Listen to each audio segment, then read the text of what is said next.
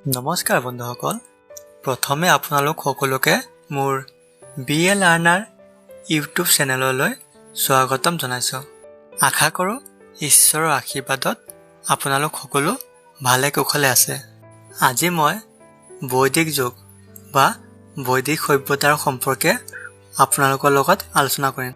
অৰ্থাৎ বৈদিক যুগৰ বেদ ৰচনা, আৰ্যসকলৰ বিষয়ে, বৈদিক সাহিত্য, ধৰ্ম, বৈদিক যুগৰ সমাজ ব্যৱস্থা আৰু বৈদিক যুগৰ মানুহৰ জীৱন প্ৰণালী কেনেধৰণৰ আছিল সেই সম্পৰ্কে বিশেষকৈ আলোচনা কৰিম। তেন্তে বলক আৰু দেৰি নকৰাকৈ আজি আমাৰ আলোচনাৰ মূল বিষয়বস্তুলৈ আগবাঢ়ো। বেদসমূহ ৰচনা কৰা হৈছিল খ্ৰীষ্টপূৰ্ব 1500 পৰা খ্ৰীষ্টপূৰ্ব 700 ভিতৰত। এই কালচোৱাৰ ভিতৰত আৰ্যসকলে আফগানিস্তানৰ হিন্দুকুশ পৰ্বতৰ পৰা সিন্ধু উপত্যকা, কাশ্মীৰকে ধৰি উত্তৰ ভাৰতৰ গংগা যমুনা উপত্যকাৰ কাশী বিদেশ অঞ্চলজুৰি যি সভ্যতা গঢ়ি তুলিছিল তাকে বৈদিক সভ্যতা বুলি কোৱা হয়। অৰ্থাৎ বেদ ৰচনাৰ সময়ছোৱাকে বৈদিক যুগ বা বৈদিক সভ্যতা বুলি কোৱা হয়। বেদ শব্দৰ অৰ্থ হৈছে বিদ, অৰ্থাৎ বিদ্যা বা জ্ঞান। বেদসমূহক 4টা ভাগত ভাগ কৰা হৈছে। সেইবোৰ হৈছে ঋগ্বেদ, যজুৰ্বেদ, সামবেদ আৰু অথৰ্ব বেদ। ঋগ্বেদ ৰচনা কৰা হৈছিল প্ৰায় খ্ৰীষ্টপূৰ্ব 1500 পৰা খ্ৰীষ্টপূৰ্ব 1000 ভিতৰত। এই বেদ হৈছে আটাইতকৈ প্ৰাচীনতম বেদ। ঋগ্বেদ ৰচনাৰ সময়খিনিক আদি বৈদিক যুগ বুলি কোৱা হয়। আন 3খন বেদ ৰচনা কৰা হৈছিল খ্ৰীষ্টপূৰ্ব 700 ভিতৰত। এইকেইখন বেদ ৰচনা কৰা সময়ছোৱাক পৰৱৰ্তী বৈদিক যুগ বুলি কোৱা হয়। আৰ্যসকলে বেদ ৰচনা কৰাৰ লগতে বৈদিক সমাজৰো জন্ম দিছিল। এতিয়া আমি আৰ্যসকলৰ বিষয়ে জানো আহক। পবিত্ৰ বেদত থকা নিৰ্দেশনা মানি আৰ্য জনগোষ্ঠীয়ে নিজৰ সভ্যতা গঢ়ি তুলিছিল। সেইকাৰণে আৰ্যসকলে গঢ়া সভ্যতাটোক বৈদিক সভ্যতা বুলিও কোৱা হয়। আৰ্যসকলে প্ৰথম অৱস্থাত সপ্তসিন্ধুৰ পাৰতে বসতি স্থাপন কৰিছিল। এই সপ্তসিন্ধু আছিল সিন্ধু নদী আৰু ইয়াৰ উপনৈ শতদ্ৰু, বিপাশা, ইৰাৱতী, চন্দ্ৰভাগা, বিতস্তা আৰু সৰস্বতী নদী। আৰ্য শব্দৰ অৰ্থ হ'ল সৎ বংশজাত। আৰ্য এটা ভাষাৰ নাম। আৰ্য জাতিবাচক শব্দ নহয়। আৰ্য ভাষা কোৱা জনগোষ্ঠীক আৰ্যসকল আৰু এই জনগোষ্ঠীয়ে গঢ়ি তোলা সভ্যতাক আৰ্য সভ্যতা বুলি কোৱা হয়। আৰ্যসকলে অনাৰ্যসকলক যুদ্ধত হৰুৱাই দস্যু বা দাস বুলি আখ্যা দিছিল।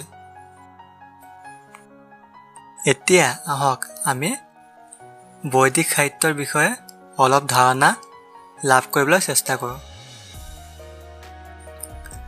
বৈদিক সাহিত্যই চতুৰ্বেদ যেনে ঋগ, সাম, যজুৰ আৰু অথৰ্ব বেদৰ উপৰি ব্ৰাহ্মণ গ্ৰন্থসমূহ, উপনিষদ, আৰণ্যক, উপবেদ, বেদাংগ বা সূত্ৰ আৰু ধৰ্মশাস্ত্ৰসমূহ সামৰি লোৱা হয়। বিশ্বাস মতে বেদ ঈশ্বৰৰ মুখৰ বাণী। পৰম্পৰাগতভাৱে বেদ মুখস্থ ৰাখি গোৱা আৰু শুনা হৈছিল বাবে বেদক শ্ৰুতি আৰু স্মৃতি নামেও জনা যায়। বৈদিক সাহিত্যক 4টা ভাগত ভাগ কৰা হয়: সংহিতা, ব্ৰাহ্মণ, আৰণ্যক আৰু উপনিষদ। বৈদিক যুগত 6খন বেদাংগ ৰচনা কৰা হৈছিল। সেইবোৰ হ'ল শিক্ষা, ছন্দ, নিৰুক্ত, ব্যাকৰণ, কল্প আৰু জ্যোতিষ। বেদাংগসমূহক সূত্ৰ সাহিত্য বুলিও কোৱা হয়। এইবোৰৰ উপৰি ছয় দৰ্শন বা সাৰ দৰ্শন ৰচনা কৰা হৈছিল। সেইবোৰ হ'ল কপিলৰ সাংখ্য দৰ্শন, পতঞ্জলীৰ যোগ দৰ্শন, গৌতমৰ ন্যায় দৰ্শন, বাৎসায়নৰ বা বেদ ব্যাসৰ উত্তৰ মীমাংসা বা বেদান্ত দৰ্শন, কণাদৰ বৈষয়িক দৰ্শন আৰু জৈমিনীৰ পূৰ্ব মীমাংসা দৰ্শন। এতিয়া আমি বৈদিক যুগৰ সমাজ ব্যৱস্থা কেনেধৰণৰ আছিল সেই সম্পৰ্কে জানিবলৈ চেষ্টা কৰিম। আমাৰ প্ৰাচীন কালত যি বৈদিক সভ্যতা গঢ়ি উঠিছিল সেয়া আছিল মূলতঃ গ্ৰামকেন্দ্ৰিক। বৈদিক যুগত সমাজ আছিল পিতৃপ্ৰধান। সেই সময়ত যৌথ পৰিয়ালৰ ব্যৱস্থা আছিল। একোটা পৰিয়ালক কুল বোলা হৈছিল। পৰিয়ালৰ মুৰব্বীজনক গৃহপতি বা কুলপা বোলা হৈছিল। সেই সময়ত সমাজত নাৰীৰ স্থান উচ্চ আছিল। সেই সময়ছোৱাৰ দুগৰাকীমান বিদুষী নাৰীৰ নাম হ'ল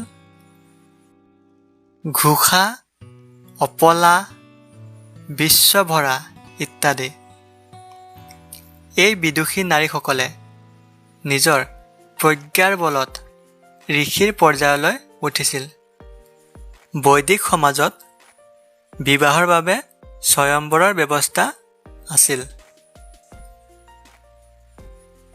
সেই সময়ত বাল্য বিবাহ আৰু বিধৱা বিবাহৰ প্ৰচলন আছিল।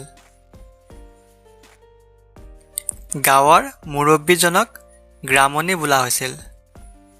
কেইবাখনো গাঁও লগ লাগি একোখন বিচ গঠিত হৈছিল। বিচৰ মুৰব্বীজনক বিচপতি বোলা হৈছিল। বিচৰ সমষ্টিয়েই আছিল জন বা ট্ৰাইব বা ৰাষ্ট্ৰ। জন বা ৰাষ্ট্ৰৰ প্ৰধানজনক জনপতি বা ৰাজন বা ৰজা বোলা হৈছিল। ৰাষ্ট্ৰৰ শাসন ব্যৱস্থা ৰাজতন্ত্ৰ আছিল যদিও সভা আৰু সমিতি নামৰ প্ৰতিষ্ঠান দুটাৰ মতামত অনুসৰিহে ৰজাই দেশ শাসন কৰিছিল। এতিয়া আমি বৈদিক যুগৰ মানুহবোৰৰ মাজত ধৰ্ম ব্যৱস্থাটো কেনেধৰণৰ প্ৰচলিত আছিল সেই সম্পৰ্কে জানিম।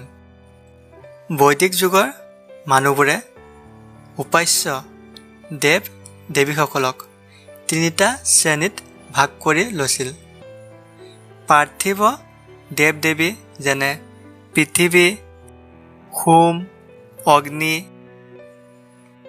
ইত্যাদি। বায়বীয় দেৱ দেৱী যেনে ইন্দ্ৰ, ৰুদ্ৰ, বায়ু আৰু খড়গীয় দেৱ দেৱী যেনে দ্যায়ু, সূৰ্য, বৰুণ ইত্যাদি। যদিও বৈদিক সংস্কৃতিত অসংখ্য দেৱ দেৱীৰ উল্লেখ পোৱা যায়, তথাপিও আকৰ্ষণীয় কথাটো হ'ল সেই যুগত মন্দিৰৰ অৱশেষ অথবা কোনো মূৰ্তিৰ উদ্ধাৰ হোৱা নাই। সেই সময়ত বৈদিক ৰীতি নীতিত বলি বিধান অথবা যজ্ঞই প্ৰাধান্য পাইছিল। বন্ধুসকল, ইয়াৰ পিছত আমি বৈদিক যুগৰ মানুহবোৰৰ জীৱন প্ৰণালী কেনেধৰণৰ আছিল সেই সম্পৰ্কে আলোচনা কৰিম। বৈদিক যুগৰ লোকসকলে আমিষ আৰু নিৰামিষ দুয়োবিধ আহাৰেই গ্ৰহণ কৰিছিল। বাৰ্লি, চাউল, গেহু আৰু বিভিন্ন বতৰত হোৱা বিভিন্ন শাক পাচলি আছিল মানুহৰ প্ৰধান খাদ্য। তেওঁলোকে গাখীৰ আৰু বিভিন্ন দুগ্ধজাত খাদ্যও গ্ৰহণ কৰিছিল। আমিষ খাদ্যৰ ভিতৰত বৈদিক যুগৰ লোকে মাছ, বিভিন্ন চৰাইৰ মাংস, ছাগলী আদি খাইছিল। হোম আৰু খুৰা নামৰ দুবিধ নিচাযুক্ত পানীয়ও গ্ৰহণ কৰিছিল। সাজপাৰৰ ক্ষেত্ৰত মুখ্যতঃ নিবি, বাস আৰু অধিবাস নামৰ 3খন বস্ত্ৰ ব্যৱহাৰ কৰিছিল। আদি বৈদিক যুগত কপাহ, ঊণ আৰু হৰিণৰ ছালেৰে বস্ত্ৰ তৈয়াৰ কৰা হৈছিল। বৈদিক সমাজৰ মানুহে বাসগৃহ সচৰাচৰ বাঁহ, খেৰ, কাঠ বা গছ-গছনিৰ পাতেৰে তৈয়াৰ কৰি লৈছিল। বৈদিক যুগৰ মানুহৰ জীৱন ধাৰণৰ মূল জীৱিকা আছিল কৃষি আৰু পশুপালন। শিল্পকৰ্ম আৰু ব্যৱসায় বাণিজ্যও তেওঁলোকৰ জীৱিকাৰ মাধ্যম আছিল। যাতায়াতৰ বাবে গৰু গাড়ী আৰু ৰথ ব্যৱহাৰ কৰিছিল। আমোদ প্ৰমোদৰ ভিতৰত ঘোঁৰা দৌৰ, ৰথ চলোৱা প্ৰতিযোগিতা, মৃগয়া, মুষ্টি যুদ্ধ, নৃত্য গীত আৰু পাশা খেল জনপ্ৰিয় আছিল। বৈদিক যুগৰ মানুহবোৰে সংস্কৃত ভাষা ব্যৱহাৰ কৰিছিল। তেওঁলোকে সেই সময়ত নিষ্কা নামৰ সোণৰ টুকুৰাক মানৰ একক হিচাপে ব্যৱহাৰ কৰিছিল।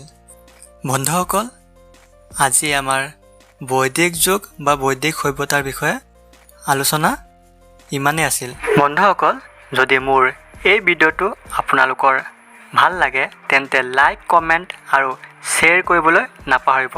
আৰু যিসকল মোৰ চেনেলত নতুনকৈ আহিছে তেওঁলোকে অনুগ্ৰহ কৰি মোৰ চেনেলটো ছাবস্ক্ৰাইব কৰি দিব। ধন্যবাদ।